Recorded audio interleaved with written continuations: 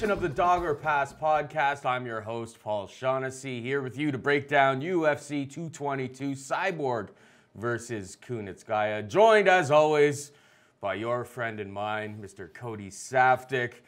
Let's face it, this was not the main event that was supposed to happen on this card. It was supposed to be Max Holloway versus Frankie Edgar, and Max Holloway got hurt. That champ never really gets hurt. You can't really punish him. It is what it is.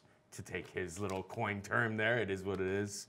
And they said, well, we can't put Frankie versus Ortega as the main event. Let's see what Cyborg's up to. Cyborg probably says to herself, if you guys want me fighting on short notice, I'm winning this fight. They had recently signed Yana Kunitskaya. She's supposed to take on, you said Tanya Evinger. She had a previously scheduled match. Which would have been the third time that they would have fought, right? So now we have Chris Cyborg, who is like the biggest favorite, basically in UFC history. There's been other times that like Rousey was over 2,000, Jacek was over minus 2,000 versus Letourneau. But we got Cyborg, Chris Cyborg Justino, minus 1,750, Yana Kunitskaya plus 1,125. Completely unplayable, basically. And Yana, let's be honest, she doesn't have much of a shot here. DraftKings, though, the real question becomes 9,700, 6,500. How do you go about that? Do you load up on Cyborg? Because she seems basically safe. Cyborg in cash, I feel, is like, that's just like lock it in and work everything else around it. Yeah, but that makes it not a cash game team. If you put Cyborg on a cash game, now you have to take some risks elsewhere. You're not playing safe options. Yeah, but sure, are there other safe options? She's a safe option, but if you're going to play her on something, then you have to save money. You have to take a couple of these $7,000, $7,200, $7,400 plays. And at that, it's more of a pun play GPP. I think based on her odds, there's actually value at 9,700 on her at this point. Well, yeah, because you're almost at 17 to 1 on the straight money line. You're not guaranteeing a victory, but it's pretty much the closest thing to guaranteeing a victory. And on top of that, she's got 5 rounds to work with. So if she gets a first round finish, and I think most people anticipate she'll get a first or second round finish, but even if she doesn't, she'll be piling on points over the course of 5, and at that rate, will still score probably enough to justify having her on your team. The thing is, 9,700, who's the last person in recent memory that you can think of that's been 9,700? Practically nobody. It's huge. So if you're going to take her, then you have to take these other plays down the card that you might not like. Although this is the type of card that you can actually save some money in other places. Yes. And I think most people are pretty fairly priced. There's a lot of question marks along this card, and Cyborg is the one question mark that it's not a question mark at all. I just really don't see, we were talking about before we went on air here, what's the only way that maybe Cyborg doesn't get the win here? And what is it, like a disqualification? She needs yeah, Kunitskaya, or like, she drops sure, Kunitskaya sure. and then throws a knee, gets disqualified. Something completely random. Like a random armbar, I don't even worry all that much about that. Like Cyborg is apparently a black belt in jiu-jitsu. We just really never see it because she just likes to smash people. No, she tosses people around, though. It doesn't exactly look like clean judo, but once she gets a hold of you, she'll throw you to the ground. No, I mean jiu-jitsu, though. Yeah, you said judo, though. You said I meant black to say belt in judo. jiu-jitsu. Yeah, well, she just doesn't need it because normally she'll use her, if it's on the ground, she uses her jiu-jitsu to advance position. And then smash. Yeah, compromise you and then smash you away. If it stays standing, then she is actually a pretty good boxer. Prior to actually signing this fight with Yana Kunitskaya, there was talks of her fighting Megan Anderson. I still don't think that fight's going to come to fruition, nor does it make any sense. Anderson would at least be still the same thing here, a 15 to 1 underdog. You know, I mean, Cyborg would be a big favorite over her. She gets Kunitskaya, but she was talking about going to boxing, kind of doing what Connor did. I can fight, can't beat the best girls in the world. I can't beat Clarissa Shields, but I could probably box, get paid good money to beat up on 500 fighters for the time being. The problem is the UFC needs somebody because they lose their title fight between Max Holloway and Frankie Edgar. Now it's like, oh my God, this is a pay-per-view. We're expecting people to pay money for this. We need a title fight. Well, who's ready? Cyborg. Well, do we have any type of challenger for her? No. But let's put Kunitskaya on there. She's coming over a 5-round fight from Invicta. She has a little bit of, name cachet with fans. She totally makes sense, considering what Cyborg did to Tanya Evinger and then what Evinger did to Kunitskaya in their second fight. Yeah, and you go from fighting like Raquel Palacuy in Invicta to fighting Cyborg Santos. Like, this is not going to be pretty. The only saving grace for Yana Kunitskaya is that Tim Anderson, the Ander curse, came out and said that he was Team Cyborg. So the curse will be undeniable. Right. if Chris Cyborg somehow manages to lose this fight. Maybe she'll miss weight and the fight will just get canned. That's how the end or Chris will work in this situation. Yeah, if anything. Other than that, I can see the only other path to victory for Kunitskaya. Well, listen, a lucky punch is always going to do the job. It's hard to imagine that she's going to, even with her Taekwondo background, even with all of her experience as a stand-up practitioner, even being that tough Russian girl, I don't think the puncher's chance is enough. What you need is you need like when Michael Chandler fought Brent Primus in Bellator and he just shatters his ankle, you know, and then all of a sudden you got a floppy ankle, you can't compete beyond round 1 and they stop it. Kind of like Chael Sonnen versus John Jones. If the fight goes 3 seconds longer, John Jones is out with a broken toe. Outside of that, I don't see it. Yeah, straight money line Matt value. Hamill. No value. The only man to beat one John Jones. Yeah. But like I said, 9,700, I made a couple lineups earlier, and I don't have her on all my lineups, obviously. But there are a couple that I find like are big GPP lineups that have her because she figures to score high. The problem is now you have to save money elsewhere, and you have to take an on Arlovski. I'm taking a bunch. Yeah, well, we'll get to those, I'm sure. Because like you have to be like my mentality about this is she's gonna be probably nearing 60% owned. So if you're gonna go in on her, you got to go big. You got to go like 80% of your lineups have to have her to have some sort of edge on the field. And if you're not, then honestly, like maybe go like 25 hedge against yourself. But I don't know, man. I think she's going to be owned like 60, 70% in this. Like it's going to be crazy. Yeah. And I can't really fault anybody in owning her because like everything screams first round drubbing. Yeah, I agree. And I know we're going to talk about the rest of the card here. All I'm saying, though, is if you take her, then you have to either take a Mike Pyle or Andre Arlovski or an Adam Milstead. That's how you would have to balance out the pricing. The thing with her is she's super safe. The problem is if you take her, you have to take one of them, and none of them are super safe whatsoever. That's why I don't think it's a cash game. I think there may be some other guys. There may be some other guys that you can take. Let's get to them. We got Frankie Edgar taking on Brian Ortega. Frankie Edgar, 8,700 on DraftKings. Brian Ortega, T-City, is 7,500, minus 175 on the betting line. Edgar, plus 155. Ortega, what you take here? I got to go with Frankie Edgar. I mean, first of all, he's getting ready to take on Max Holloway, so he's got a full camp. He's got a champ camp in. He's, you know, people around him, even though he's been around for so long and he probably has so much wear and tear on his body, people around him say that he's as good as he's ever been. You know, this is really the prime of his career still, and it's not inconceivable. The way he's looked in his last couple of fights, when it's that big title fight, the highest level, maybe he's coming up short. The last time I thought he looked terrible was Jose Aldo, UFC 200. He didn't look good in the Stevens fight. He didn't look good in the Stevens fight, but again, it's hard to look good against Jeremy Stevens. And Stevens has proven since then that like he's kind of taken his game to another level. And Stevens has proven outside of that fight as well that he's the hottest hitting 45 in the division. But at the same time, Frankie gets dropped, like he gets hit hard by Stevens. But he does what Frankie does. He rallies back, right? We'll talk about him later, but Mike Pyle. There was a time where Mike Pyle always used to get dropped in the first round. But he gets dropped in the first round, he wakes up, he comes alive. The problem is now that he's 42 years old, when he gets dropped, he doesn't come alive. Frankie's not quite like that yet. The guy's super durable. And all the time he's been competing, he's never been finished. And he's come close to getting finished a couple times. But he's Frankie Edgar, man. He just always rallies. So when you're looking at Brian Ortega as a guy that normally is a slow starter, he goes down a couple of rounds and he's got to rally to get that finish. So you expect me to believe that he's going to rally to finish a guy that's nearly unfinishable, a guy that's been at the top of the game for a decade, a guy that is conceivably one of the best guys, and he's coming on short notice? I just don't see it. I think 175 is actually a good price on Frankie. 8,700.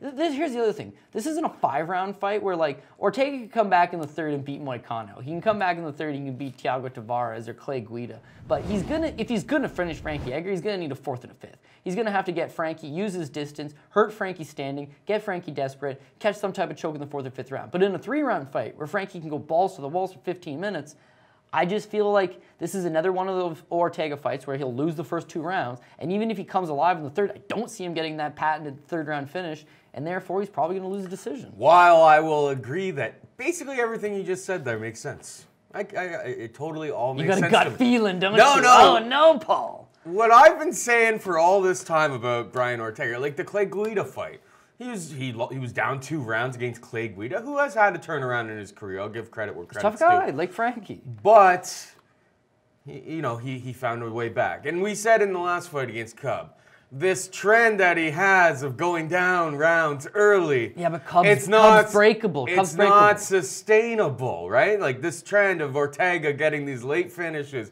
A guy like Yoel Romero as well. It's not sustainable that they're supposed to do this, but somehow they keep doing it. I'm just worried. I'm not going to be laying a bet on Frankie because I agree with you on all that. I know he's a Ricardo Almeida trained black belt, but Ortega's jiu-jitsu is a total game changer. It's an ace in the pocket, or ace in his pocket. He can kind of pull something out of his ass at any time. And that's the one thing you have to be worried about with this guy. No, man, this is the highest level. This is not Brian Ortega against Cub Swanson, who's been known to get caught in submissions. This is not Brian Ortega against some of these other guys that have proven to be, either chinny or have submission defense. When's Frankie ever taken on a guy with this? Nobody else. He's never faced a guy with this level of jiu-jitsu, though. I don't know. I feel like at the because there is nobody else in this division with that type of jiu-jitsu. Well, now I think you're buying too much into Brian Ortega's jiu-jitsu. Because why? Because he caught Cub Swanson? Because he caught a couple of guys? He can do against anybody. What do you mean Frankie's anybody? Gonna have to this box. is a massive step up in competition. Frankie's going to have to box with him. Frankie's not going to take him down. If Frankie takes him down, that's not worth it. And I think Frankie can stay at distance and throw strikes and pot shot and do all of that. And I think that's a that's probably the most likely scenario that happens in this fight. Don't be shocked if Ortega catches him in something, though.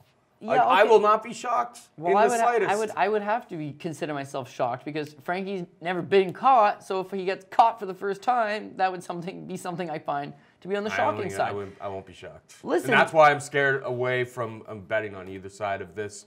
And I think Ortega, when you're talking about moving down to the Mike Pyles and the Adam Milstead, you're gonna play on a Ortega? GPP lineup, right. Ortega, his path to victory is catching a sub.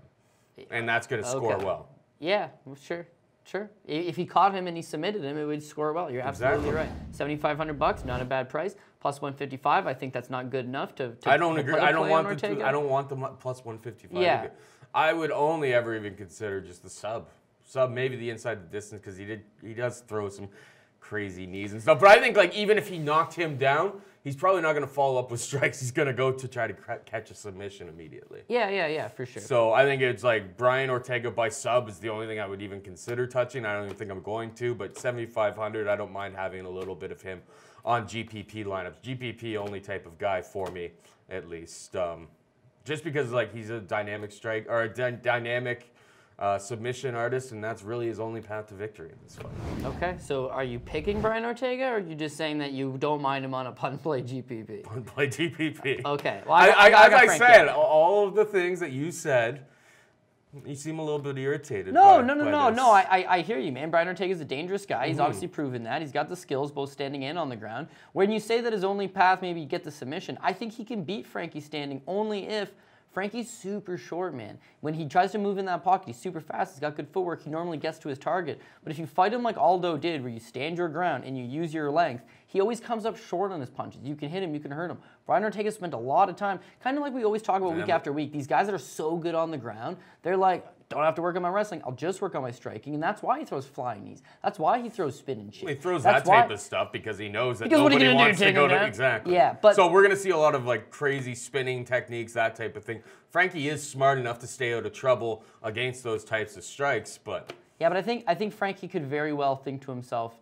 listen, takedowns are part of his game. He takes guys down. He takes a guy down like that's really good at jiu-jitsu. He realizes he's a black belt. It's not like it's apples and oranges. If he's on top... If he takes him down, he's got to move to side control. Yeah, or just take him down, and then as soon as you realize you're in a dangerous position, let him get back up. But then when you're finishing up a combination, you see the opportunity for the takedown again. Frankie's great. I'm not going to say point fighting, because he's always going for the kill, but Frankie's good at just doing what he's got to do to win judges' scorecards.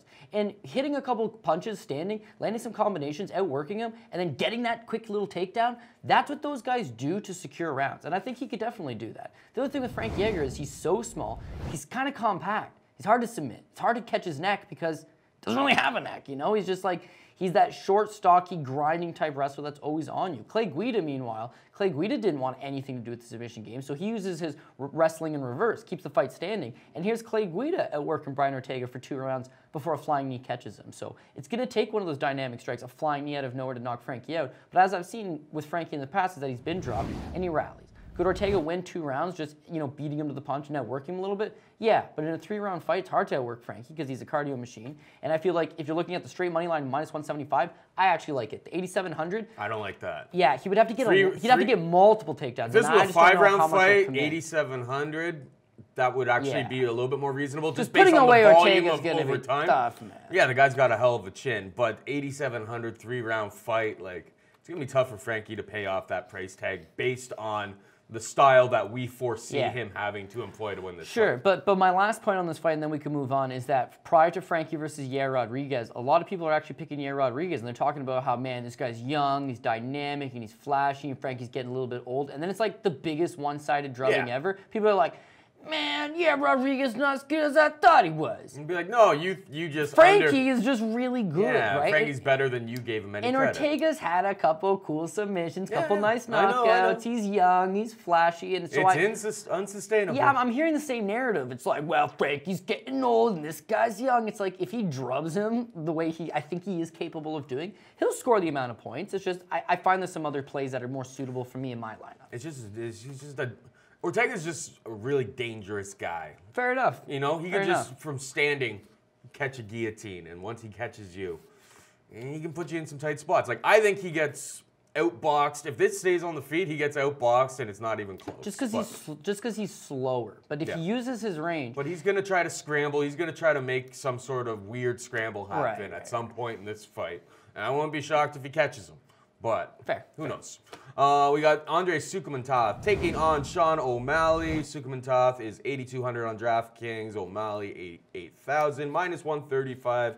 Soukhamthath and plus 115. O'Malley, what's your take here? Yeah, well, you know, kind of on the same subject of like young kids that are flashy that people like to get behind. Sean O'Malley's a super talented kid. He's 22 years old. He's a young kid. He's learning. He's developing. People thought that he was going to run through Terrion Ware, but Terrion Ware is one of those tough, durable guys that can go anywhere with you. And even though he gets the win, and he showed me a lot, being able to rally in the third, that's huge, man, especially for a young fighter, because think about it. I mean, you're used to smashing people on the regular. People can't stand up to your strikes. What's going to happen when you get tired and someone takes those strikes? That kind of differentiated him from, like, the Super Sage Northcuts to me. Because, like, round 3 there, I was just like, are you the type of prospect that's like, you got the flashy techniques, you got those types of skills, but you don't have the heart to fight through a tough situation like that? Round 3, I know it was against Terrion Ware. He's not exactly a world beater or anything, but, you know, being able to dig deep when he obviously looked like he was tired and put together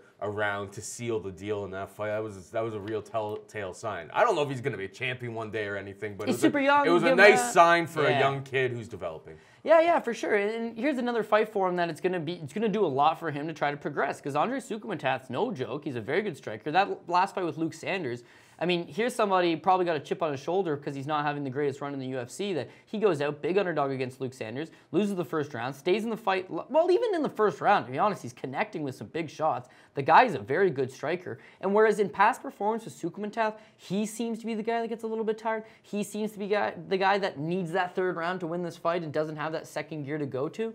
But even though the Sanders fight never got to the third round, he showed that, like, he just needs a little bit of opportunity, a little bit of an opening, and he is a good striker. I'm not really sold on Andre Soukhamthath. He's going to have to win 2 or 3, 4 in a row before you really start to see a bandwagon going for him, because I just think he's, you know, almost an average guy. Is he a good striker? Yes. And can he go out there and in a straight-up striking battle beat Sean O'Malley? Yeah, I think he could, because he's probably been striking for a longer amount of time. He's got clean technique. And with O'Malley, dude, he's super hittable, right? Super green, super hittable, makes a lot of mistakes. Yeah, and I know that their styles are just so completely different, but just because it's a fight that just happened last weekend, if you look at that Mike Perry fight, is that Mike Perry's just a guy that's super hittable, right? So when you fight a guy that's a cleaner, more technical striker, and you're the guy that's just kind of moving forward, you're going to get hit. And even though you can take the shots and you can, you know, roll with them and you can try to land your damage, the judges see that, man. They see you bleeding. They see you getting hit with 2 3-piece combinations. They take note of that. Eventually, you're going to lose the decision.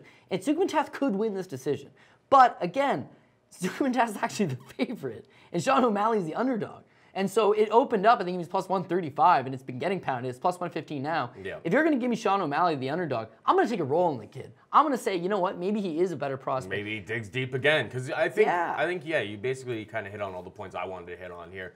Where I think Soukhamthath is, you know, the traditional martial artist. He's been in the game longer. He's got the skills. Like, O'Malley only really started when he was like 17, and he learns a whole bunch of flashy techniques. He keeps his hands at his hips. He does a lot of things that are not orthodox or anything like that. Maybe he loses round 1, gets caught, maybe even dropped.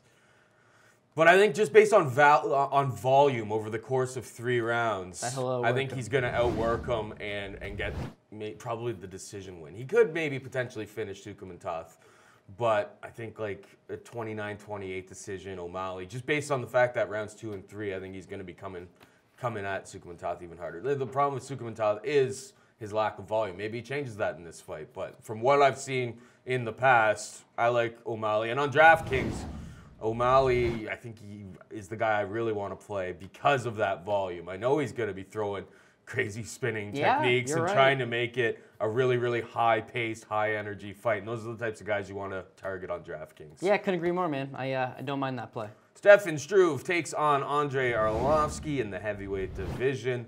We got Struve, 8,800 on DraftKings. Andrei Arlovski, 7,400. Minus 175 Struve, plus 155 Arlovski.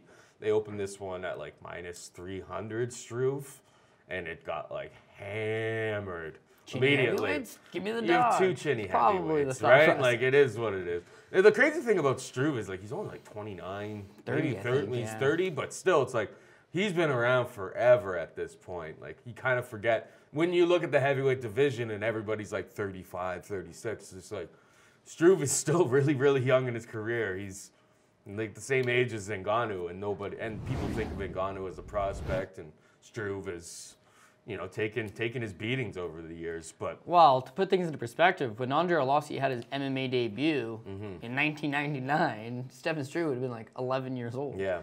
But then when you think about it here, it's like they're both savvy veterans, been around for a long time, have lots of fights under their belts. If you get this fight right, it could be really good for you, because both of these guys don't really have much of a chin. It could, but sorry to cut you off here, but on DraftKings, I mean. No, and I agree with you, because but it also could be a 3-round stinker. Dude, first of all, Arlovski versus Albini, his last fight, so bad. Right? Yeah, no, but he was the underdog in that. I had tons of Arlovski. That was a great spot. It was a good spot, but Albini didn't throw anything, and Arlovski's like, I don't want to get in a firefight with him, so I'm just going to pick my shots. He realized he doesn't want to get hit, so he's picking his shots now. Then you look at Stefan Struve. He doesn't really want to get hit either. He kind of picks his spots. So if you have 2 guys who don't want to get hit and are trying to pick their spots. Look at Struve versus Nogueira. It's like, here's an old man who ain't as durable as he used to be, and you're way bigger than him. Just stay on the outside and pick away at him, but just nothing really happens. Yeah. And the same thing with Andrei Arlovski is that nothing really happens. The fights that are crazy pace for both guys, they generally end up losing, you know? Unless it's Arlovski versus Brown. And we talk about that every single time. But how many times are you going to have a flash in the pan? That's not sustainable. We could also say, oh, my Stefan Struve knocked out Stipe. It's like, yeah, man, sometimes shit happens. Yeah. But unfortunately, it's your consistency. Both guys aren't consistent. The thing with Arlovski is that at first I thought, you know what, dude? He's coming off a 5-fight losing streak when he beat Albini. Like, Albini was supposed to beat him. He was the betting favorite. And if Arlovski would have lost that, he would have been cut. He beats Albini in what was actually a terrible fight. The guy's wearing a diaper and then proceeds to shit his pants. Yeah. It's a terrible fight. And beyond that, now Arlovski's back. I can't get behind it. And then I don't think he's back. But when I look at the 5 guys that beat Arlovski, you know, the Alistair Overeems and the Stipe Miocic, and even the worst guy he fought in Francis Ngannou, the worst guy he fought in that run was Marcin Tybura. All those guys would beat Stefan Struve. Oh, they would knock out Struve in the first round. Yeah, so they're both kind of at that same point right now. The thing is that I know Arlovski's not going to be, he's not really an action fighter. He's not going to go out there and push the pace, I don't think. He'll stand in front of Struve. He'll try to back him up probably because he doesn't want this big guy moving forward on him. But he's not going to go out there and throw lots of volume. He's going to pick his shots and try to knock him out. And because Struve is 7 feet tall and he's so much longer, I just think he's ever so slightly going to outwork Arlovski. Could he knock him out? Yeah, he could knock him out because he's 7 feet tall and weighs 300 pounds. If he lands at 280. If he lands a shot, he's going to knock him out. But more than likely, he uses his jab, he uses his right hand, he uses his outside low kicks to just kind of, I think, get a decision. So I'm going to play some Struve. Minus 175. I don't love it. Definitely way better than minus 300. 8,800 on DraftKings. Terrible price. If you're going to take one of them on DraftKings, I feel like you got to go with Arlovski because he's got a good shot here, and he's only $7,400. But Struve by decision, that could be a little prop play that you could have a little sprinkle on that. Could surprisingly actually hit. I actually will probably, my preferred play out of the 2 of them is Arlovski 7,400, just because if I'm going to be paying up for Cyborg, I got to find some other people along the line here that are a little cheaper. And Arlovski, if it goes to decision, and maybe he scores 20, 25 points, like worst case scenario in a fight like that. If he ends up catching Struve, who has chin issues, he gets a knockout, we're laughing all the way to the bank. So Arlovski is kind of my preferred play, but this is risky business written all over it in that fight between the two of them. For sure. Let's move on down the card. We got Ketlin Vieira taking on Kat Zingano. Ketlin Vieira, 8,300 on DraftKings, minus 155 on the betting line. Kat Zingano, 7,900 plus 135. Who do you like? You know, I want to take Kat Zingano just because I think that she is the more skilled fighter. I think she is the better fighter. It's just she's kind of untrustworthy because of her long layoffs. Obviously, she's had bad knee trouble. She's had both of her knees done. She operates a string of Zingano BJJ gyms in Colorado that, you know, she's kind of on that business side of things now. Well, I guess she has been for a little while. She's getting older. So it's just hard to rally behind her against Ketlin Vieira, who's going to be the younger, faster, probably, you know, she's an actual prospect as opposed to Kat Zingano. She looked pretty good in the fight with Ashley Evans-Smith, and their last fight against Sarah McMahon, I thought she did. The thing is that if you don't see Sarah McMahon fight often, you just kind of think, wow, she beat a girl that's a former title challenger, former silver medalist Olympian, but that's just how Sarah McMahon loses fights. I think we all realize that. So how much can you buy into It's like that Vieira? didn't just happen last weekend. Yeah, but she's not going to submit Kat Zingano. I truly don't believe that. So she's going to have to beat her standing. And Zingano's funky standing, man. She'll outwork you. She's a grinder. She can take a hell of a shot. Zingano's a slow starter, though, too. Yeah. And that's always been her problem, is she gets down a couple rounds against people, and like some of her best wins have been like third-round comebacks, like against Nunez back in the day, right? Back in the day. But I just wonder how much is left in the tank for her. That's I like Vieira here, minus 135. Or minus 155. I don't think the line's all that bad. I don't know how high of a scoring fight this is going to be on DraftKings myself, because I think it's probably negated on the ground in terms of their ground games. I don't think Vieira's going to be trying to wrestle her here, and I don't know if she has the wrestling to take her down. And on the flip side, I don't know if Zingano really has the... She's actually really strong, man. I feel like if she gets that I think it's just going to kind of hang out on the feet, and I think it's going to be relatively close. I lean towards Vieira. I don't feel great about it. I don't want any part of either one. This is a void fight for me on DraftKings. Any final thoughts on it? Yeah, mostly void for me, although I would take some shares of Kat Zingano and some low-end cash game plays because I don't think she's going to get finished, even if she ends up on the ground. Listen, she's pretty durable. I know that Ronda took her out super quick, but she's got excellent BJJ. Her chin's pretty good, and like you said, she's a slow starter. So once she gets going, she normally puts on a hellacious pace, sometimes a little too late. But she'll score some points standing. She'll score some points on the ground. She can get takedowns, and she's pretty durable. 79 is not a great price for something like that, but I can see using her in certain spots on cash game plays. Fair enough. We got Mackenzie Dern making her promotional debut coming up next. She's 9,000 on DraftKings, minus 425 on the betting line. Ashley Yoder, 7,200 plus 340. Mackenzie Dern, real hyped prospect, Brazilian Jiu-Jitsu, world class. No doubt about that. Striking and everything else about her game definitely has a lot of holes. But it's a work in progress. The UFC has found the perfect opponent for her to make her debut against. Somebody who likes to take you down and get into scrambles and win scrambles. Yeah. If you are playing that scramble game against an absolute world-class person in jiu-jitsu, you're getting choked out. You're getting tapped. This is terrible for you. I haven't seen anything from Yoder to lead me to believe that she can just hang and strike for the entirety of the fight. Yeah. And for that reason, I think eventually Dern finds a way to get this fight to the mat and submits her probably sometime in round one. Yeah. I know that's a real simple way to look at it, but her opponent just relies on these scrambles all the time, and those scrambles equal death in this fight. Yeah, couldn't agree more. I don't know that it's the perfect opponent, because the perfect opponent wouldn't know jiu-jitsu, right? Whereas at least Yoder's a brown belt. At least she's competed in a bunch of pretty decent tournaments. Yeah, but that's exactly it. You're looking at someone who I believe is a brown belt world champion versus a multiple-time black belt world champion. Someone who beat Gabby Garcia.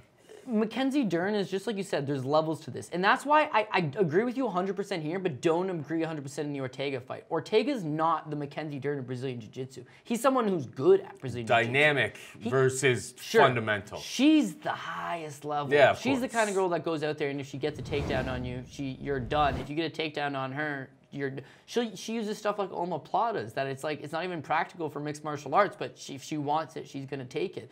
You know, she's next level. And $9,000 on DK, as far as you're looking at that, it seems like I don't want to say you can't guarantee a finish, but this is probably going to be a grappling match, and then you're going to want the much better grappler. The other thing you got to factor in is if she ends up on top, this is not one of those like, oh, she's on top, she's so good, she's just going to hold her down. It's like, no, she's so good on top, she's going to start styling, and all those transitions are going to rack up even more points. Yeah. Standing, I know what you mean. She's a little bit green, she's hittable. Striking's not something she's done in her entire life, whereas Brazilian Jiu-Jitsu is something that she's very, very familiar with. But if you look at her fights, she's learning the striking. She's trying to test the striking out. There's certain fights I've been thinking to myself, man, she doesn't look that good. But that's because she's testing out new skills. Is she going to make 115, though?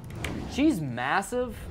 She has had her own problems making weight along the way here. Yeah, but I just don't know. Has she made 115? I think she's had all of her other fights at 125. I feel like she'll be okay here. Because once again, we talked about this last week. I don't even. If she misses weight, I'm even happier. Well, exactly. All the Mackenzie Dern. Who really cares? And in that type of style of fight, having the extra few lbs is all the better. Yeah. Well, that's exactly it, right? If she has a couple extra pounds and it's a grappling match, it's probably going to favor her. Plus, she won't be that drained. And if she does make the weight, and I think she's going to make the weight, she's going to be really big for the weight class, man, in a grappling match. You know, this is not you're slow and you're lethargic and you're not a good striker and I'm just going to pick you apart standing. This is, oh, you're big and you're lethargic and maybe I can grind you. Like, it's just not a viable game plan. No. The minus 425, I don't like. I don't either. She's unproven at this level. She's only had 5 MMA fights. She's making her UFC debut. There is a number of question marks on her that would lead me to just kind of stay away. But the 9,000, if you're looking at her and Cyborg, they both have a good probability of getting a finish in the first 2 rounds, and she's $700 cheaper. And as far as the betting line goes, you play both of them. Well, now you really have to save. Now you definitely definitely have to take Ortega and Arlovski and Mike Pyle. no, Mike. We're gonna get to Mike Pyle. Sounds like you like Mike Pyle. I think he's got a shot, and that's crazy for Mike Pyle. We'll get to Mike Pyle. You just keep wanting to talk about Mike Pyle. Well, he's cheap and he's good value.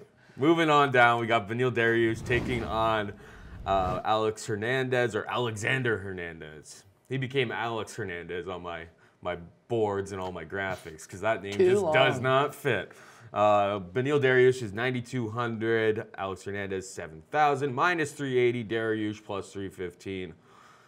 Alex Hernandez. Hernandez doesn't really look like a complete schlub or anything, No. It's like, hey, welcome to the world's like the most difficult division to get to the top of. And oh, by the way, they're taking on an absolute murderer who's a top 10 guy who trains with Rafael dos Anjos and knocked out James Vick.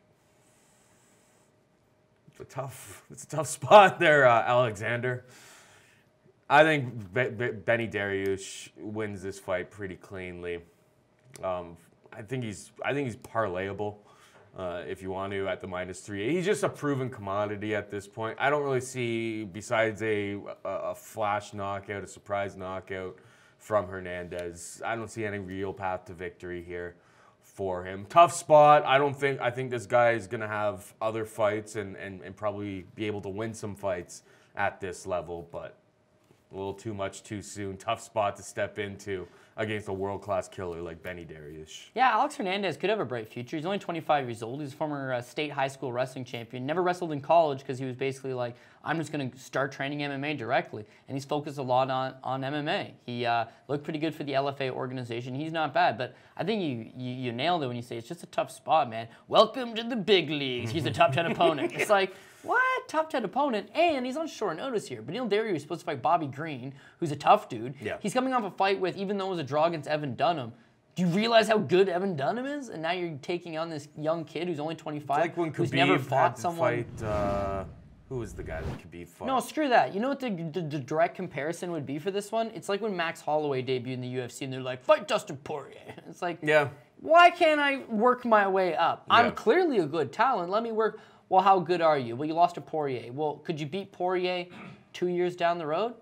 Yeah. Good chance. There's a good chance. Could he beat him But- now? It's very possible. Yeah, that's what I mean. But like at the time, it's just like you're a young kid that's trying to improve and get better, and it's going to take a little bit of time. I just think that he might have bit off a little more than he can chew. You're taking on Beneil Dariush. That this kid's talented, like I said, but he's purple belt and he's a decent high school state wrestling champion. Taking on Beneil Dariush, who again is a world-class guy in jiu-jitsu, a black belt world champion. Wrestling's obviously come a long way, and then striking. I mean, he's been at King's MMA for a long time now. His body kick's nasty. His punches are sharp.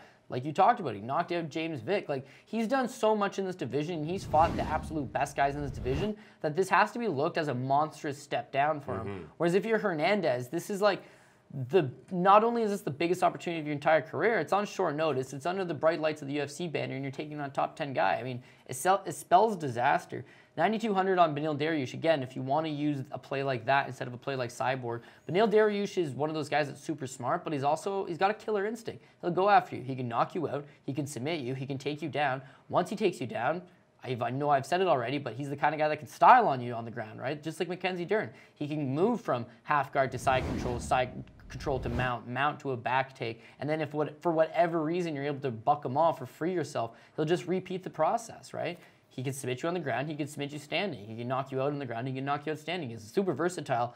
For $9,200, I think that it's a good price on DK. And then for the minus 380, again, I'm just one of those guys that doesn't love playing guys that are around that 4 to 5 to 1 range. I've just seen too many of them get burnt in the past. But he seems relatively on the safe side. I mean, at the end of the day, he's a proven commodity against a young kid that could be good down the road, but is going to need a little bit of time to develop. Yep. Couldn't say it by myself. We got John Dodson taking on Pedro Munhoz. John Dodson, 8,600 on DraftKings. Munhoz is 7,600, minus 175 on the betting line, plus 155. Munhoz. These guys were obviously supposed to fight, about a month ago or so, down in Brazil, and then the hotel didn't have like a bathtub, didn't have hot water. Munhoz came in and he was like 3-4 pounds overweight. Dodson says, nah, I'm not taking this fight. And I don't really blame him. Like, How could you? Everybody takes the fight. Basically, usually most people will just take it. But it's just like, why should I have to give this guy a 4-pound advantage? Yeah. And then there was all this drama about whether the UFC was going to pay him for his show money. I think they ended up taking care of him on that sense. And then they booked this fight again a month later. And at that time, I was picking John Dodson. I just think Dodson is going to be able to, maintain distance. He's fast enough. Very, very difficult to take down. Munhoz, this is very much like the Frankie versus Ortega fight, in the sense that you have a dynamic jiu-jitsu kind of practitioner versus a guy who's faster, shorter, more compact, tough to take down. You know what I mean? Which is funny. I'm taking Dodson to be able to stay out of the trouble here and land some strikes. I don't really like him on DraftKings. I just don't think he scores all that much. I think that type of game plan, that type of style of staying at distance and pot shotting doesn't really score all that much. Minus 175, I don't mind for John Dodson. It's generally a stay away fight for the most part, though, because I am scared of just him somehow finding that neck, and when he does, Pedro Munhoz is an assassin. But John Dodson's the pick. I feel actually not too bad about it, but he's a terrible DK play. Yeah, it's hard to trust John Dodson because even when he goes out there and he appears to be the better guy, lulls of inactivity because he's so short. Like Dodson at 25. You know what I mean? He can touch you up a lot more, and he's got such big power. Like, he hits some of these guys, and they just absolutely fold over. Where at 135 pounds, they can take the shots. His fight with John Lineker, super close. In my opinion, could have gone either way. But on the judges' scorecard, the guy that's backing up and pot-shotting, like you talked about, doesn't get the nod. Him versus Marlon Moraes, dude, super fight. Probably could have gone either way. I thought he lost that fight, but super close fight.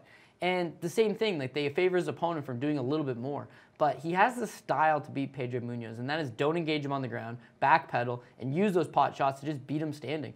I applaud him for canceling that fight the last time out because you're taking on a guy that probably just wants to take you down. You're at 25 or moving up to 35, and he's going to come in at 140 pounds. I think they reweighed. I think Dodson initially accepted the fight, and then they reweighed Pedro Munhoz the next day, and they were like, whatever he was 150 pounds or something. They're like, nah, we're not doing this. Like, You're going to be way too big. You're going to have 10 pounds on him. And if you do get the fight to the ground, you're really good on the ground. So we're not going to do this.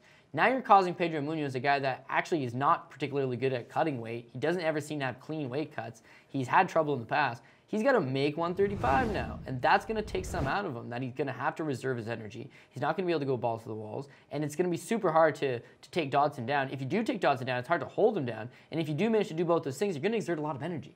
And Dodson just never gets tired. He just keeps going and going and going. He's the Energizer Bunny. So I don't actually know where you'd get really confident in John Dodson. I think this is a close fight. I do think he gets the victory, but I'm never comfortable with Dodson fights because it's not like he wows you. He's super technical. He's good everywhere. But unless he's knocking you cold like he was doing back in the day at 125 pounds, he just doesn't do enough, right? And for that, it's a stay away as far as the money line goes. I maybe have some small shares on John Dodson. And then as far as the DK line goes, 8,600, like you kind of need him to score big, and I don't see that happening. I can see him scoring like 70 points in a victory. And in a cash game, that's completely acceptable. But if you want to win those big money GPPs, I just don't think I don't think he ends up on an optimal lineup. This next one, this is a fight that if you figure out the winner of this fight, you could end up. But like both sides are equally scary. We got Hector Lombard taking on CB Dollaway. Clarence Byron is 7,800. Hector Lombard is 8,400. Minus 135 Lombard, plus 115 Dollaway. Hector Lombard is like the definition of boom or bust. And for the most part, recently, it's been bust. The guy can come out he comes out hot fire those first 4 minutes. If he can put you out in those first 4 minutes, he's the definition of a GPP player. He's either going to put Clarence Byron away in the first 4 minutes, or he's going to gas real hard and get finished in like late round 2, early round 3. Like, that's just essentially how the guy can't fight for 15 minutes. He got knocked out in round 2 against Dan Henderson after nearly killing old man Dan Henderson. Almost killed Dan Henderson, okay? And then Henderson comes back and beats him. And then, dude, almost kills Neil Magny. But Neil Magny survives and comes back and kills him. And then, dude, almost kills Anthony Smith. But Anthony Smith takes it. It happens almost every fight. Like, yeah, the only thing is, he may not even have the... Dollaway might not come back, right? He may not. So it's dangerous. He's coming back from you know, his... he had like his back broken in an elevator, or what happened there? Well, he injured They all fell in that elevator. They all fell in the elevator, and then he realized I'm in mid-30s, I'm not top 15, and maybe if I just say my back hurts real bad, I can get a good settlement out of this. Settlement's taking forever. He realizes he needs some matinee. He takes on Dave Herman, beats Dave Herman by decision. That's his official comeback, and then now decides he wants to go back to 185. If he's got a legit back injury, then cutting that extra 20 pounds to 185 is not going to feel good. And also, you're draining yourself out. CB Dollaway is a guy that even when he's looking good, even when he's having a hard start, like that Nate Marquardt fight is a perfect example. He hurts Nate Marquardt early. Nate Marquardt shot to bits, pretty slow, and how is Nate Marquardt going to beat you? Just land some fluke punch, and that's exactly what happens. You know, he weathers the storm against CB Dollaway, and he clips him late. Hector's going to land a punch, and when he lands that punch, the question will be, will CB Dollaway take it? I'm going to give Dollaway the benefit of the doubt and go with him here, only because here's a guy that just won a fight at 205 pounds, taking on a guy in Hector Lombard that probably lies to people when he tells them he's 5'9". Like, he's just really tiny. He was monstrous for welterweight, not height-wise, but because he had all that muscle. But at 185, he's just naturally a small guy. CB Dollaway clocks in over 6 feet. He's gonna have that sheer size advantage. And if he can just keep his distance and pump out the jab, Hector Lombard's got very little reach. He's got 4 minutes to knock him out, like you said. If he knocks him out in that 4 minutes, then it's game over. But if Dollaway gets out of that first round, then he should just be hitting punching bag Hector Lombard. Lombard's 40, man, and who knows if he's even older than that. His style being like his style athletic, dynamic, and explosive. That is not the type of style that translates well into your old age. Yeah. You know, he's not savvy. He's not a savvy type of guy. He's explosive. He either puts you away early, or he fades away and dies late. And I think I'm slightly leaning towards Dollaway being able... It's going to be dicey, though. Like, I don't want to bet on this because it's just too much stress, essentially. Like, you're just basically watching it just terrified the entire fight. But in DraftKings, you got to take those types of shots on fights like this. And I could very well see the winner of this fight ending up on a good lineup because they're right kind of in that mid-range. And yeah, you know, like Lombard doesn't have 15 minutes of gas. It's been a while since he went the full distance. And no, man. Even just look at his fight with Johnny Hendricks. It was a fight where if he gets off first, like all those other fights we talked about, and he doesn't knock you out, he's done. If he doesn't even try to get off, he tries to conserve himself. Yep. He can't, man. He's tiny. Exactly. And he just doesn't really have it. But like you said, dude, his style does not lend to being an older fighter. That being said, just to show you how cruel MMA is, if Henderson goes down, and if Neil Magny, if the ref just calls it off... The ref could have called it off against Neil Magny, man. But we've seen refs jump in on way less than that. Right, dude, you're so right. But if you remember that fight, Hector Lombard takes like a life-changing amount of punishment. Oh, yeah. Like the ref lets the fight... Good for the ref for letting Neil Magny fight through.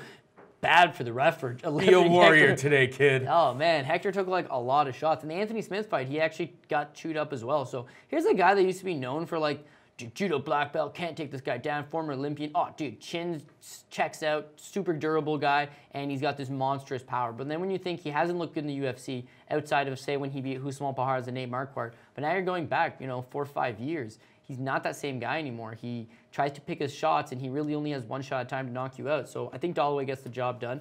And yeah, I think Dollaway at $7,800 is a pretty good price.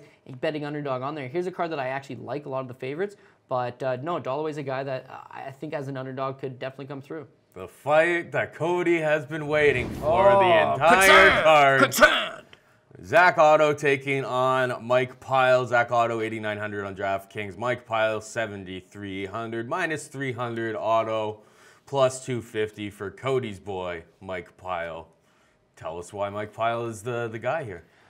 Well, Mike Pyle, we talk about guys that have been around for so long. Like Mike Pyle's been around for so long. He made his professional MMA debut in 1999 when he fought Quinton Rampage Jackson. Like, you know how ridiculous that is? He's just been around the game for a very long period. And obviously we're not getting the best Mike Pyle anymore. I'd say that the prime of his career probably was 2 or 3 years ago. But generally speaking, when he's fighting guys now, he's fighting guys that are big power punchers. Like even when he's losing to the Alex Garcias of the world, these guys are big power punchers. We know Mike Pyle can't take a shot anymore. And if you're going to give him Matt Brown or Jordan Mean or some of these other guys, they're going to knock him out. Outside of him getting knocked out, he pushes a pretty good pace. Like the Sean Spencer fight, for example, probably his last hurrah, unless he can get a victory here. But the Sean Spencer fight, Sean Spencer's not a big power puncher. So it allows that even though you can hurt Mike Pyle, you're not going to take Mike Pyle out. He pushes a good pace. He's great on the ground. He's awesome in the clinch. He'll get dirty with elbows. He'll get dirty with knees. He's kind of a guy that'll outwork you. Problem is that as he's trying to outwork you, you hit him, and when you hit him, he goes down. He doesn't have much left. No, I agree. And there's very few guys that I'd be willing to take a play on Mike Pyle on. But for minus 250, he's got Zach Ottow. Now, let me just mention with Zach Ottow. Zach Ottow was an underdog to Berkman coming into his UFC debut, right? And they went to split decision against Cheney Berkman. And Berkman almost won that fight. He just didn't do anything. Yeah. Mike Pyle doesn't fight like that. Mike Pyle doesn't sit back and let rounds unfold in front of him and loses it. He at least goes for it. After that, has Zach Ottow looked any good? A split decision loss to Sergio Moraes. But again, nothing happened in that fight, and he definitely did lose that. And then Jingliang Li, he gets hit and he gets knocked out, and it actually happens pretty quickly. So he's really given us no indication that he's that good. That he should be a minus 300 or such a big favorite on the biggest win of his career is a split over Josh Berkman, right? A relatively close fight. Yes, he took a short notice, but all the same, right? That's the level that you're dealing with here. Whereas on Mike Pyle's case, the guy that we just talked about that he's losing to, they're all bona fide studs. They're all good guys. This is his last fight. He says that he's kind of becoming disinterested with MMA, but I don't take that as, oh, dude, 1 foot out the door. Guys that announce their retirement almost always lose. Munhoz won. Yeah, and this could be a case like that where it's like, UFC. Uriah Faber won. Yeah. Thank you for all my years of service. I'm going to shake your hand and thank you for a winnable fight. Not one of those on your way out, take some young kid that's going to kill you, and then that's how you're going to drift off to the sunset. Yeah. I know he's 42 years old. They didn't give him Colby Covington here or something. Yeah, like or Kamaru Usman. Nobody, but Mike Pyle already fought Colby. Remember, he's down 2 rounds and he almost chokes him out with a guillotine in the third. Like the guy's not that bad. It's that he fights. You just can't really trust that chin. But it's not a. You're right though. It's not actually. He's savvy. Skill-wise, he probably has more skills. The only thing that you're worried about is that chin, and The price is wrong. Zach Ottow showing any indication that he's a power puncher? No. I don't think you have to be a power puncher. Maybe not. To But knock the guys him that out. beat him are But power at that punchers. price, I understand where you're coming at. Yeah. I won't be playing any Ottow on DraftKings. Well, but $7,300 Mike Pyle, I think you can mix him in on GPPs. Yeah, he can get a finish, or he's just one of those guys that pushes a pace. So I think he's got a shot at winning. I think the price is right on him. And then going back to the very first fight we talked about, the Chris Cyborg versus Yana Kunitskaya fight, if you feel inclined to take Cyborg, then you need to balance that out by taking a pick. I don't love it on cash game because you like Cyborg and cash game. But on a GPP, imagine having Cyborg. You've got a guy like Mike Pyle that balances it out by having a shot. If you like Ortega, dude, if the guy does win, he'll score lots. You are Andre Arlovski. If he does win, he'll score lots. You could field Cyborg with Ortega, Andre Arlovski, and Mike Pyle, and have lots of money still left over. Still pay up for Dern. Yeah, this is one. Dude, think about that. Now, this is one of those lineups that if everything goes your way, and you're gonna need some bounces to go your way, at least there's the potential that it could score 700 points. It could score 800 points, and then you're laughing. No, nobody scores 800 No, points. no. 700 points last week Yeah, was like yeah. the highest I've ever seen. Yeah, fair. Winning. You could have had a great lineup last week. Sarah but McMahon, what could have been? so if McMahon gets that first round stoppage and she looks great in the first round, then who knows? This is a card that you might have been like, oh man, Arlovski had Struve hurt and he got knocked out. But if he does knock him out, if Mike Pyle isn't all that chinny or has one last fight in him. Anyways, that's why we watch the fights, right? We gotta see what happens and how it unfolds. Cody Stamann taking on Brian Caraway. 8,500 Stamann, 7,700 Caraway, minus 165 Stamann, plus 145 Caraway. Who do you got here, my friend? Yeah, I'm gonna go with Cody James Stamann. Obviously, my boy, have the same initials. Cody. Yeah, Cody. Is he the best Cody? No, there's Cody Garbrandt, there's Cody Stamann, there's Cody there's Pfister. Cody Pfister. There's my boy, Cody Google Me Bitch Gibson, which is always good times with the Renegade. Yeah, no, Cody's holding it down. But yeah, he's Cody James Stamann. I'm Cody Jason Saftic. We have the same initials, Paul. No, all jokes aside, let's be serious. It's going to be really hard for Brian Caraway to see him through all the tears going, Misha! Misha! Our boy Bob on Twitter, MMA State of Mind, actually had a nice little. He's like, if Stamann gives Caraway a cupcake at the weigh-ins, like he's already won the fight. Super respectful guy. Oh, I know. You know what? He's a tough, durable Michigan prospect. Good wrestling, good striking. Seems to push the pace. His first fight with Tyrion Ware, that's a tough fight. He took that fight at 145 pounds. The Dukenwall fight was a real eye-opener. Yeah, the Dukenwall fight's an eye-opener that, he's good on the ground. It's going to be hard to go into a fight against Brian Caraway and just take him down and grind him because Caraway's going to have the grappling advantage. Sure. Can Caraway take Stamann down? He could take him down. He took down better guys, better, on paper wrestlers like Aljamain Sterling, but he had to mentally break those guys a little bit using that classic Brian Caraway grind. He doesn't appear to be the most talented guy. He's not a great striker. He's a good grappler, not a great wrestler. A gatekeeper type guy. But against young prospects that don't have it, he can expose them. Against some of these, older grizzly guys, he can at least show them a couple looks and take them 3 rounds. But against Stamann, I really feel like this is a guard change. When was the last time we seen Brian Caraway fight? Like, he takes these big lulls of inactivity. He's obviously had his entire personal life shaken upside down. Like, you're with someone. He had shoulder surgery. His long-term girlfriend dumped him and then had a kid. Like, got a couple months later after they broke up. Like, to a tough bum, Johnny Nunez. Yeah, Ooh, to a World guy Series of who Fighting, never Johnny even made it Nunez. to the. They never made It's it been to a the rough UFC. year for Caraway. Yeah, so he might come in right pissed off and have a chip on his shoulder. Not but that we I get just into these types of things usually, but that they probably, him and Misha probably had the discussion about having kids together, and she's just like, I don't want kids, and then they ended up breaking up, and like immediately she has a kid. Yeah. That's gonna upset. Oh Brian. yeah. But maybe he brings that anger into this fight, and it's Who a knows, new Brian because Caraway. Brian Caraway was also her longtime boyfriend, but he was also her head coach. So you got to realize, a very tricky situation here, right? The best day of his career as a head coach was the day Miesha Tate won the UFC title.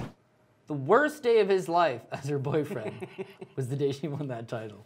All I'm saying, Paul. No, honestly, he's a super durable guy. He's very crafty. He is a veteran fighter. He could give Cody Stamann some problems. Yeah. But Cody Stamann's just going to outwork him, I think. I think he's a better striker. I think he's going to have more speed, certainly. Kind of slightly a better striker. I'm not fully sold going against Brian Caraway. If this is a card that you like a lot of the favorites and you're looking for certain dogs, Caraway's got a shot. Caraway has upset better fighters than Cody Stamann, but I feel like Brian Caraway is one of those, as I talked about, journeyman, gatekeeper type guys, and Stamann's that... He's going to make it a tough fight. He's the next generation of guys. It's going to be an ugly fight. Yeah, he should be undefeated. His only pro loss is by a very contentious decision that I didn't think he lost. And prior to that, this is a guy that was on the UFC's radar for a long time, but they let him develop in the regional scene. They let him get better on the regional scene. He fought good, solid guys on the grassroots level before coming up to the UFC. And since he's been in the UFC, he's 2-0. He looks good. He's getting better every time. And I feel like a good young kid like that you could probably market and you could probably sell, you got to start building them up. The UFC realized that. Let's build up some more marketable guys. Brian Caraway,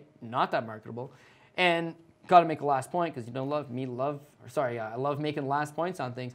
On top of the fact that Caraway's got all that turmoil in his personal life, on top of the fact that he's taken a long time off and really, has only had a couple fights in the last couple of years. On top of all that, do you remember on the season of The Ultimate Fighter that Brian Caraway was on, where he just deals with a lot of anxiety before a fight? Mm-hmm. Well, think about having Miesha Tate in your corner and having that comfortability and having that routine that you've been doing for over a decade and getting to the highest level. And now you kind of feel like you're going into a fight by yourself, and you have a fight that your back's up against the wall, and nobody's really heard of this kid, and I've got a reputation to uphold here, and I really want to stick it to Miesha and get that win and be like, "Sup, baby? How you like me now?" Everybody wants that. Everyone gets dumped and they want to go to the gym and get a six-pack and be like, "Stu, bitch, got a promotion too. How do you like me now?" Right? I'm sure he wants to get the victory. That's a lot of pressure.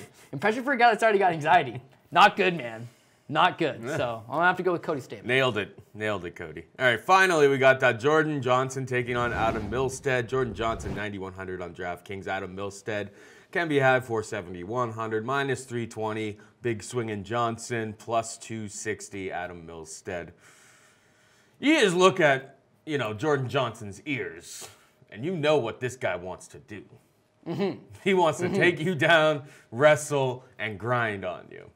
And he probably has a very, very good shot at doing that against Milstead. Milstead coming down from heavyweight. He was a little bit undersized up there. He was always coming in at like 228, 230, that type of range. He was a little bit too big, or a little bit too small for heavyweight, taking on the Curtis Blades of the world, who are just monsters. So it'll be interesting to see how he looks at 205 pounds. I think it's a better weight class for him. The guy hits hard. We'll give him that. That's his path to victory here is a knockout. I think Jordan Johnson will probably be able to take whatever Adam Milstead doles out and secure takedowns, make it ugly, and probably win by decision. It's tough at like 9,100 on DraftKings though. You got to be really, because I think if Johnson takes him down, I don't know if there'll be too much like passing of guard and all that. Like, but he'll pound away. He'll get to half and stay busy enough from top to basically, to not get stood back up. So I don't know. It's tough putting Johnson into a ton of lineups just because we don't know what Milstead could be. Sometimes when these guys, like, who was it? Cannonier, when he was heavyweight, he was undersized at heavyweight. He comes down to 205 and it's just like, hey, this is your division. You got power and you're a little bit fat. Like, you were fast for that division above. Losing to Blades, there's no shame in that for a guy like Milstead. No, I'm interested to see what he looks like here, which makes me almost kind of scared to take too much Johnson on DraftKings because there's a little bit of question marks around how good Milstead will be at this level. Yeah, well, he's going to have a lot to show. And I don't know that listen, he was the smallest heavyweight you've ever seen. Coming in at 235. Well, besides Boyan. Yeah, fair enough. But even Boyan, no, you're 100% right. But these guys, like, when you consider guys like Curtis Blades that are 265, and, the big guys like the Mark Hunts of the world and the Francis Ngannous, and even Stipe, who doesn't seem like the biggest heavyweight, at least he's clocking in at 250 pounds. When you're Adam Milstead and you're coming in at 235, you're going to be on the end of that, and you're never going to get that highest level. The problem is that he's coming off a knee injury. So now you rehab a knee injury, now you decide to go to 205, you got to cut an extra 30 pounds. Cutting that extra 30 pounds, what's that going to do to his joints and his ligaments? And is he going to be affected? Is that knee still going to be bothering him? 205 is definitely the weight class for him, but it's not like he's a spring chicken. It's not like he's a young kid anymore. You'd think he would have made that move to 205 prior. And I know he had some success coming up the regional scene, but since he's came to the UFC, I thought he's looked okay. Yeah, he's gotten 1-1. The last fight was obviously a big setback for him against Curtis Blades. But now you're taking on Jordan Johnson, who's similar to Curtis Blades in the ways that he's green, he's getting better, but he's a big, burly wrestler who has a long reach. He'll use his jab, he'll stick it to you, and he'll just try to grind on you. The guy's gone 5 rounds prior in his career. He's a former regional scene champion as well. I feel like I'm a Jordan Johnson guy. I love that he's at the MMA lab. I love that he's grinding. And you mentioned it. Let's have a look at his ears again here real quick. If this was like a police sketch and they were like, describe the guy that you saw, commit the crime, they'd be like, oh, from his ears, he was a wrestler. Little cauliflower. Then he'd be like, 2-time All-American. 2-time All-American from Iowa. That's what it looks like, man. That's what you draw. That's like, buddy, I've been through the grind. Now, never fight a guy with ears that look like that. Come on. Because he's willing to go to levels that you are not. Yeah. If he grabs your girlfriend's ass at the club, just let it happen, dude. Like, unless you got some boys with you and someone's gonna kick him in the head while he's on top of you. Don't even track down the bouncers and stuff to help you out because they don't want to deal with that guy. No, with they're the gonna be like, hey, break it up. Oh shit, dude, look at his ears. Yeah. All right, take it out back. Take it out back. Who knows? With Johnson, though, taking down Milstead is going to be difficult because, Milstead, not a guy that comes from a wrestling background, but a good athlete. Played softball in college or something. I know that's not the most impressive thing, but he's an athlete. Stipe? Yeah. Stipe also wrestled in college. And he's out of Ohio. Ohio's got a good wrestling program out there. He's obviously, capable of wrestling, and he's a training partner of Stipe Miocic. So you get ready with the greatest heavyweight on the planet right now, going through the paces with the greatest heavyweight. If you're sparring with this guy and you're wrestling with this guy, then you'll be able to go out there and stuff a couple Jordan Johnson takedowns. You stuff his takedowns, and you can make this a standing battle. You can hurt him. You make it dangerous. Yep. And for that reason, $9,100, I don't love it for Jordan Johnson. Yeah, and the -320, God, he's my guy. Don't like that. I agree. Don't like that. There's just too many, and you said it best, there's too many unknowns on Adam Milstead. Maybe Adam Milstead will just, his terrible performances at heavyweight will translate to 205 as well. And maybe. But I'm not willing to put my money on the line to find that out. It's just too much to take that chance. Exactly. So I agree with you. And again, if you've thought to yourself, I don't like Mike Pyle, he's just too old. I don't like Brian Ortega. I don't like Andre Arlovski because they're all risky. Then a pivot off of one of those guys would be take a shot on Adam Milstead. He certainly has knockout power. He could hurt Jordan Johnson. He could put him down. But beyond that, he's the kind of guy that if he stuffs some takedowns, keeps this as a standing-up battle, and looks good, he could score enough to definitely justify the $7,100 price tag. I mean, he's supremely cheap. Couldn't have said it better myself. All right, that more or less wraps it up for us on UFC 222. An interesting card with a lot of interesting fights. A lot of them seem really, really straightforward. Your Cyborgs and your Derns and... I don't know, man. Cyborg, yeah, but she's a 17-1 favorite. Those are the two ones. Everybody else, even Dern is not a walk in the park. It's just she has to be taking on a fellow grappler who's the just perfect less matchup talented. for her in this division. I think so. Maybe. Yeah, maybe. I think it's the perfect matchup. If she was taking on, who is the one with like the go-go gadget arms? I guess they fought at 225 or 125. 225. Good God. The girl that just beat the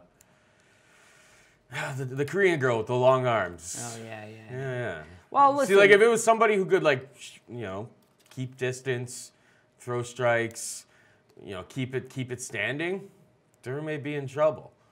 But this is somebody who's going to be is a very good athlete and extremely good at her one strength that against Ashley Yoder who wants to scramble. It isn't going to look good. Betty Dariush is another safe person, but you can kind of make arguments for everybody else along the card here. Any final thoughts from you?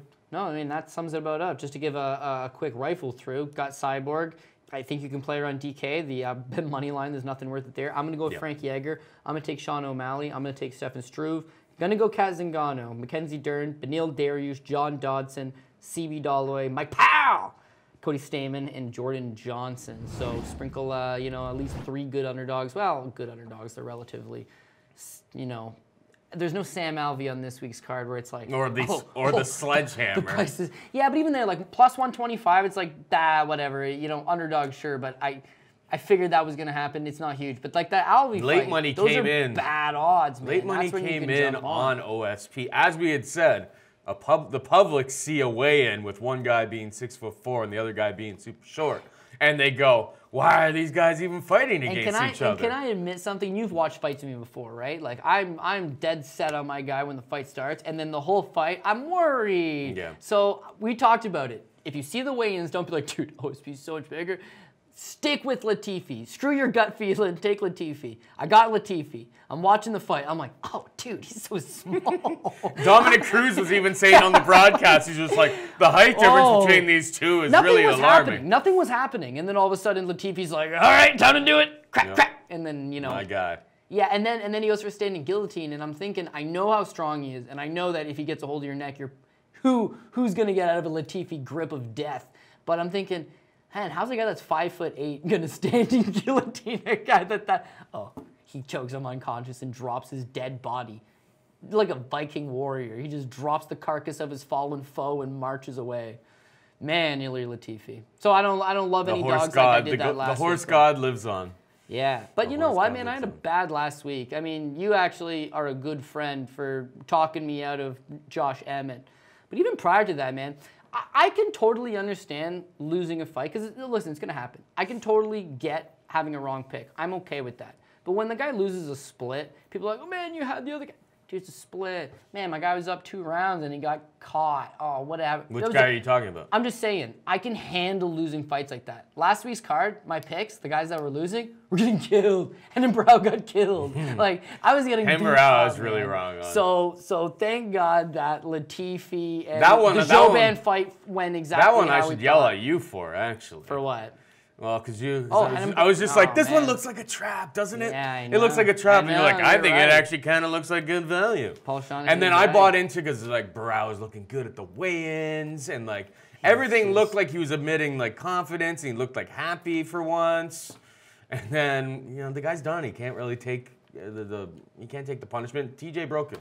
Yeah. TJ broke that chin. TJ broke everything about it. It's a sad day for Hernandez. I don't know where he goes from here, to be perfectly honest. Probably Bellator, I would think. Yeah. I don't know. To be honest, like when it's a boxing term, it's been around for a long time, and I think it happens in other sports as well. But when they're like, oh, this guy's shot, it's the guy's just not the same guy he used to be.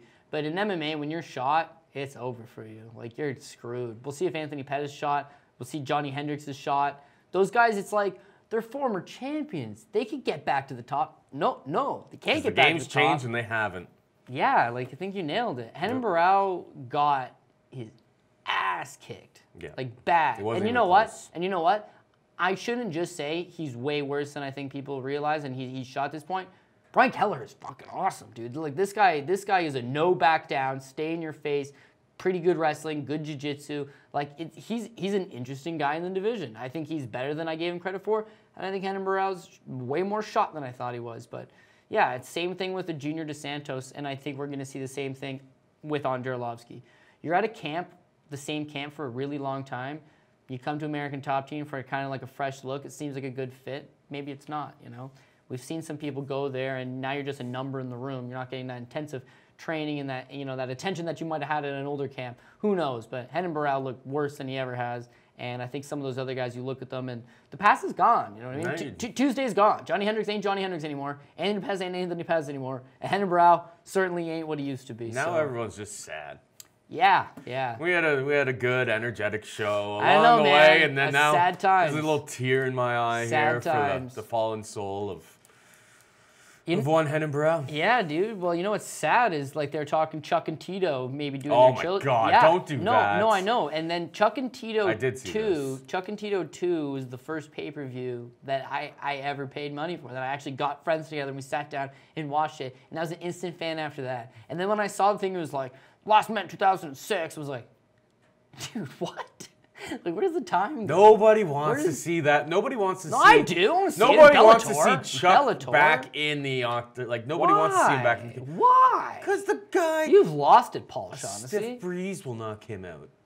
Okay, I'll tell you something. And the guy has brain damage. Like, you listen to that guy talk. I just watched from him like years of doing drugs and taking punches to the head. No. The guy has brain damage. No, I'll tell you why. I might have agreed with you, right? But I just got forced to watch a season of Celebrity Big Brother. Don't even want to talk about it, Paul, but what I do want to talk about Chuck Chuck win? No, he's out first episode. Of course, because he has brain damage. But they're like, oh yeah, Shannon Elizabeth's real cool. And he's like, Shannon Elizabeth's trying to backdoor us. And she was. And he's the only one that picked up on the vibes. Well, because Chuck still got his spidey senses. Chuck works at the UFC offices where people probably try to backdoor and no, he got fired when they got sold. Him and Matt Hughes got let go, right? Forrest got, they were like... Because they kind of had those jobs that just like, what do you really do? It's just like, oh, I'm Dana's buddy. Yeah, it's like, what do you really do? And he was like, cocaine. And they're like, yeah, we got to let this guy go. No, dude, Bellator, in. Yeah. You want to bring back Tank Abbott? In. Phil Baroni is having a bare-knuckle boxing match in Liverpool, England, March 24th. In.